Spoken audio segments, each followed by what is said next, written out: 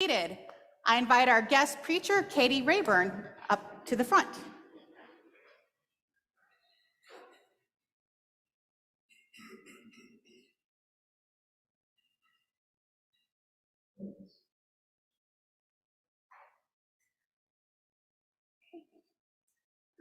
Good morning.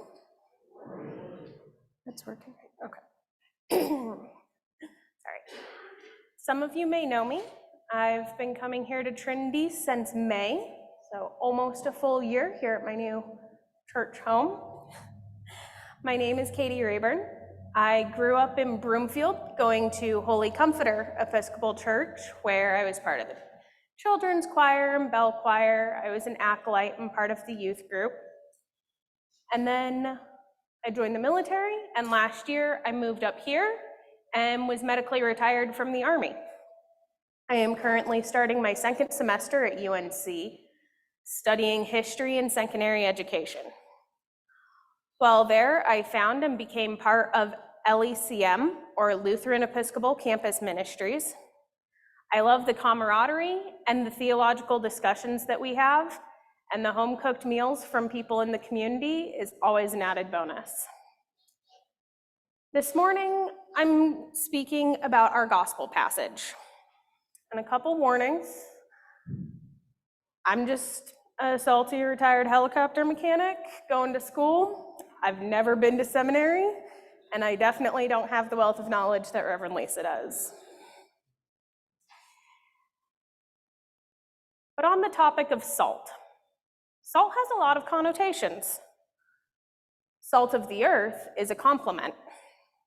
Lot's wife turning to salt was a punishment and a warning for others. Saying someone is salty implies that they're bitter about something. And yet we have so many uses for salt as well, both good and bad. We use salt to preserve meat. The armies throughout history have used salt to destroy the fields of their enemies to prevent them from growing crops in the future. We need salt to maintain our health, and yet any doctor will tell you, don't have too much salt, it's bad for y'all. So how do we balance this salt? How do we share our salt without losing our saltiness?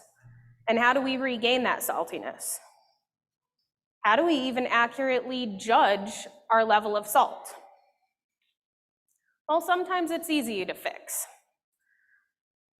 I had an example of the easy fix this past winter, where you have the classic thing of you miss 1 week of church, and so you say, I'm going next week, I'll be there.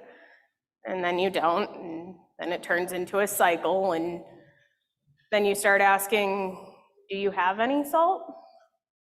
Are you worth going back to church?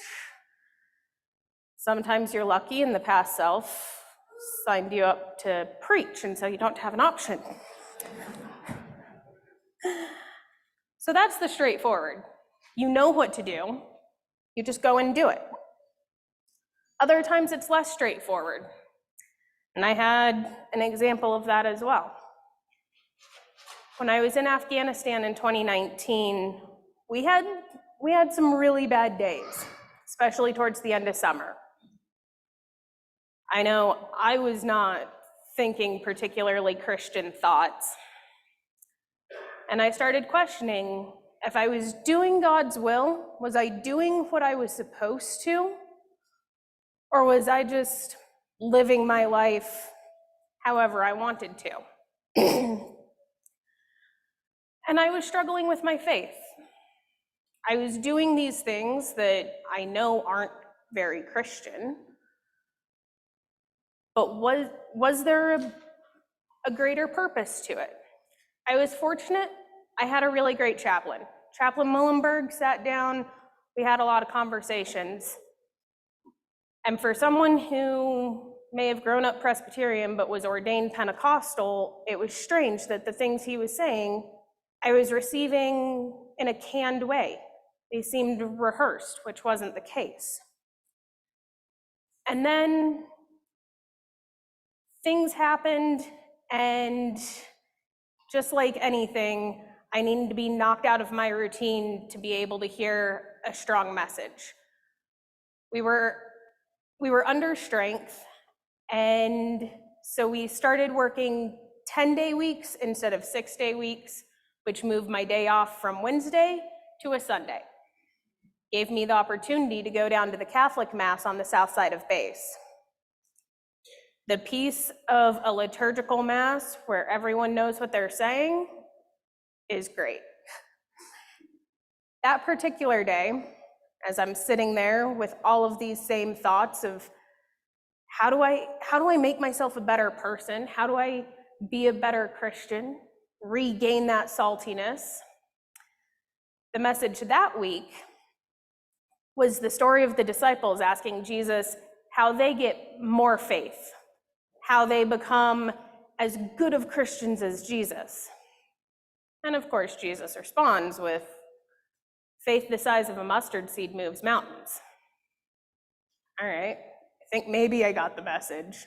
But just in case, it was the middle of September, and the Catholic chaplain was from New York State. So needless to say, we had to speak about 9/11. And he brought up the question of, when these horrible things happen, what do we always ask? Where's God? Why did these things happen? Why did God let them happen? And he said, but instead of focusing on the major disaster, no one's looking at the small things. The person who, out of the blue, decided to walk their kid to school that day and therefore was late to work. The guy who got a blister on his foot and had to stop at the store, making him late for work.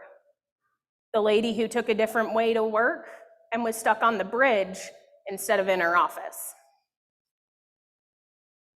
And that's where the difficult part of, am I using my salt in the right way, comes. Because it's easy to know that you're doing the right thing and you're sharing your salt with the earth when you give a cup of coffee or a bowl of oatmeal to the homeless guy on the corner, or you say good morning to a stranger on the street.